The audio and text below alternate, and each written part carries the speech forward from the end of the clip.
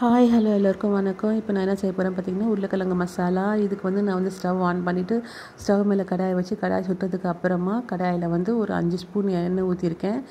எண்ணெய் வந்து நல்லா சூடாகணும். எண்ணெய் இப்போ வந்து சூடாகிட்டு இருக்கு. எண்ணெய் சூடாயிடுச்சு. இப்போ நான் இது கூட வந்து ஒரு அரை ஸ்பூன் கடுகு சேர்த்துருக்கேன். கடுகு பொரிஞ்சதுக்கப்புறமா வெங்காயத்தை சேர்க்குறேன். வெங்காயம் குட்டி குட்டியாக நறுக்கி சேர்க்குறேன். இது வந்து வெங்காயம் வந்து ரொம்ப ப்ரௌன் ஆகக்கூடாது, அதனால் ஸ்டவ்வை வந்து சிம் பண்ணிவிட்டு இருக்கிற மிச்சம் வெங்காயத்தையும் போட்டு நான் அது கூட போட்டு நல்லா வந்து ஃப்ரை பண்ணுறேன். பாருங்கள், வெங்காயம் இந்த அளவுக்கு வதங்கினா போதும். நல்லா ஃப்ரை பண்ணணும். நல்லா ப்ரௌன் கலரில் வராமல் ஒரு மாதிரி டிரான்ஸ்பரண்ட்டாக வரணும் வெங்காயத்து கூட பச்சை மிளகாயும் ஒரு அரை பச்சை மிளகாய் நான் சேர்த்துருக்கேன். பாருங்கள், இந்த அரை பச்சை மிளகாய் எதுக்கு நம்ம சேர்த்துருக்கோன்னா, வெங்காயத்து கூட பச்சை மிளகாயும் சேர்த்தோன்னா அது நல்ல டேஸ்ட் கொடுக்கும். இந்த இது வந்து நம்ம எல்லா சாதத்துக்கும் சாப்பிட்லாம். தயிர் சாதம், ரச சாதம், சாம்பார் சாதத்துக்கு சைட் டிஷ்ஷாக சாப்பிட்டுக்கலாம். இல்லை சப்பாத்தி இல்லை பூரிக்காகவும் நம்ம வச்சுக்கலாம். இப்போ இது கூட வந்து நல்லா பழுத்த தக்காளியை வந்து நல்லா பழுத்த தக்காளியை குட்டி குட்டியாக நறுக்கி அதையும் சேர்த்து நான் வந்து போட்டு வதக்குறேன். தக்காளி நல்லா ஸ்மாஷ் ஆகணும். இது கூட மிச்சம் இருக்கிற தக்காளியும் சேர்த்து நான் போட்டு நான் நல்லா வதக்கணும். இப்போ பாருங்கள், தக்காளியும் போட்டாச்சு. தக்காளி போட்டதுக்கப்புறமா வெங்காயம் வந்து ரொம்ப ப்ரௌன் ஆகிடக்கூடாது.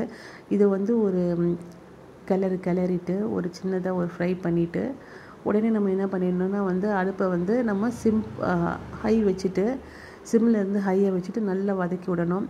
வதக்கிட்டு நல்லா ஸ்மாஷ் பண்ணணும். நல்லா அந்த தக்காளியெல்லாம் நல்லா குழஞ்சி வரணும். இது கூட நான் என்ன பண்ண போகிறேன்னு பார்த்தீங்கன்னா, தேவையான அளவு உப்பு இந்த மசாலாவுக்கும் உருளைக்கிழங்குக்கும் சேர்த்து மொத்தமாகவே ஒரே டைமில் நான் உப்பு போட்டுட்டு ஒரு சின்னதாக ஒரு ஃப்ரை பண்ணி உப்பு எல்லாத்தோட மிக்ஸ் பண்ணுற மாதிரி ஒரு ஃப்ரை பண்ணிவிட்டு உடனே நம்ம என்ன பண்ணோன்னா அடுப்பை சிம் பண்ணிடணும். ஏன்னா வந்து உப்பு போட்டதுக்கு உடனே அந்த தக்காளியெல்லாம் நல்லா சீக்கிரமாக குழஞ்சிரும். அதனால் நம்ம வந்து அடுப்பை சிம் பண்ணிட்டோம். இப்போ பாருங்கள், வெங்காயம் தக்காளி இதெல்லாமே வந்து நல்லா வதங்கிட்டுருக்கு. வெங்காயம் வந்து ரொம்ப ப்ரௌன் ஆகலை, பொன்னிறமாகவும் ஆகலை, ஓரளவுக்கு டிரான்ஸ்பரண்ட்டாக தான் இருக்குது. இதை வந்து நல்லா நம்ம என்ன பண்ணணும், நல்லா ஸ்மாஷ் பண்ணணும். நல்லா கொலன்னு வரணும். உப்பு சேர்த்தனால சீக்கிரமாக கொலன்னு வந்துடும். இப்போ நம்ம இது கூட வந்து என்ன சேர்க்க போகிறோம்னா, ஒரு அரை ஸ்பூன் இஞ்சி பூண்டு பேஸ்ட் நம்ம சேர்க்குறோம். இஞ்சி பூண்டு பேஸ்ட் சேர்த்தா அதுவும் ஒரு நல்ல டேஸ்ட் கொடுக்கும். நான் யூஸ்வலாக சமையல் பண்ணுற எல்லாத்துக்குமே வந்து இஞ்சி பூண்டு போடுவேன். இது வந்து நம்மளுக்கு வந்து உருளைக்கிழங்குனால வாய்வு வராமல் இருக்கிறதுக்காக நம்ம இதில் வந்து இஞ்சி பூண்டு பேஸ்ட் நம்ம போட்டிருக்கோம். நல்ல ஒரு ஸ்மெல்லாகவும் இருக்கும். நல்ல வாசனையாக வரும். இது நல்லா வதக்கணும். அந்த இஞ்சி பூண்டு பேஸ்ட் வாசனை போகிற அளவுக்கு நல்லா வதக்கணும். பாருங்கள், தக்காளி நல்லா குழஞ்சிருச்சு. இஞ்சி பூண்டு நல்லா மிக்ஸ் ஆகிடுச்சு வெங்காயத்தோட. வெங்காயமும் ரொம்ப ப்ரௌன் ஆகாமல் ஓரளவுக்கு இருக்குது. இப்போ பாருங்கள், எண்ணெய் நிறையா இருக்கிற மாதிரி தெரியும். இப்போதைக்கு தான் எண்ணெய் நிறையா இருக்கிற மாதிரி தெரியும். ஆனால் போக போக உருளைக்கிழங்கு போடும்போது கரெக்டாக இருக்கும்.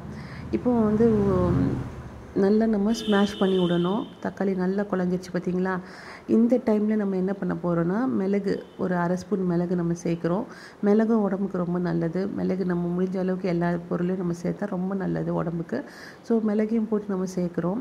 இதுவும் வந்து ஒரு நல்ல வேறு ஒரு டிஃப்ரெண்ட்டான டேஸ்ட் கொடுக்கும். அதுக்கு தான் நம்ம சேர்த்துருக்கோம். இது மிளகு எல்லாமே வந்து நல்லா ஃப்ரை ஆகணும். அந்த பச்சை வாடை போகணும். மிளகோட பச்சை வாடை போகணும். இப்போ பாருங்கள், எண்ணெய் நல்லா பிரிஞ்சு வந்துருச்சு. எல்லாமே நல்லா ஸ்மாஷ் ஆகிடுச்சு. பாருங்கள், இந்த மாதிரி இருக்குது. இப்போ பார்க்கறதுக்கு எப்படி இருக்கும், நான் முதல்ல சொன்ன மாதிரி தான். இது வந்து எல்லா சாதத்துக்கும் நம்ம சைட் டிஷ்ஷாக வச்சுக்கலாம். சப்பாத்தி பூரி கூட வச்சுக்கலாம். இப்போ இது கூட வந்து நான் வந்து வெறும் தனி மிளகாய் தூள் அது வந்து ஒரு அரை ஸ்பூன் சேர்க்குறேன். ஏன்னா ஏற்கனவே பச்சை மிளகாய் பாதி சேர்த்துருக்கோம், மிளகு சேர்த்துருக்கோம். அதனால் நம்ம காரத்துக்கு ஏற்ற மாதிரி காஞ்ச மிளகாய் தூளை போட்டு நல்லா வதக்கணும். இந்த காஞ்ச மிளகாய் தூளோட அந்த பச்சை வாடையும் போகிற அளவுக்கு நல்லா வதக்கணும். ஃப்ளேம் வந்து லோவில் தான் இருக்குது. இன்னும் நான் ஹை பண்ணல. லோ ஃப்ளேம்லேயும் நம்ம பண்ணால் போதும். முதல்ல சொன்ன மாதிரி இது வந்து நம்ம எல்லா தக்காளி சாதம், தயிர் சாதம், தேங்காய் சாதம், ரச சாதம், சாம்பார் சாதம் இது எல்லாத்துக்குமே சாப்பிடலாம். சைட் டிஷ்ஷாக நல்லாயிருக்கும். இப்போது வந்து இது பார்த்திங்கன்னா உருளைக்கிழங்கு. நாங்கள் 2 பேர் இருக்கிறனால உருளைக்கிழங்கு ஒரு 5 உருளைக்கிழங்கு மீடியம் சைஸ் உருளைக்கிழங்கு நல்லா வேக வச்சு தொலியை உரித்து 4 கட் பண்ணி இதோட நான் சேர்த்துக்கிறேன்.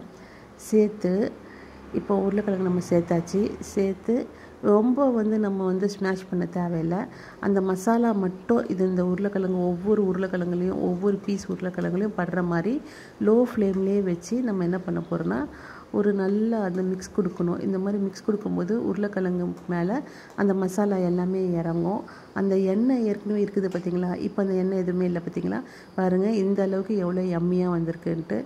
உருளைக்கிழங்கும் வந்து ரொம்ப ஸ்மாஷ் ஆகலை, அதே மாதிரி பெருசு பெருசாக இருக்குது. இது கல்யாணத்தில் கூட சர்வ் பண்ணுற ஸ்டைல் தான். அந்த மாதிரி தான் நான் ட்ரை பண்ணியிருக்கேன்.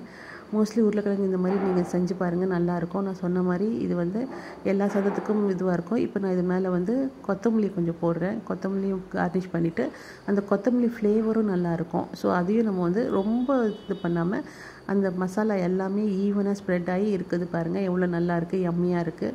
இது நான் ஏற்கனவே சொன்ன மாதிரி எல்லா டிஷ்ஷுக்கும் சாப்பிட்லாம். சப்பாத்தி பூரி கூட நம்ம சைட் டிஷ்ஷாக வச்சு சாப்பிட்லாம், எல்லா சாதத்துக்கும் சாப்பிட்லாம்.